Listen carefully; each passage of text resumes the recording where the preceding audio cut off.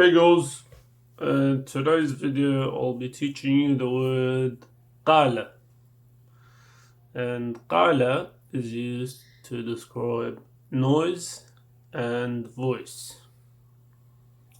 It can also be used for sound, etc.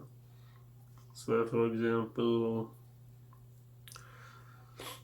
if you want to say the noise is annoying, right,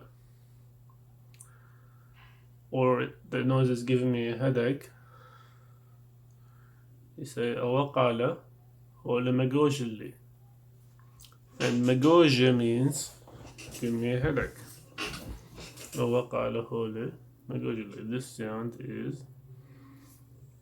This sound is making me dizzy.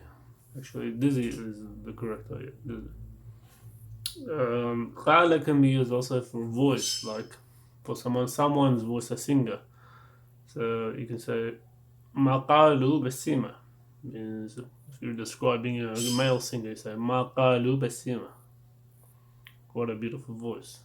Or if you want to describe a girl, you say maqalu basima. Right.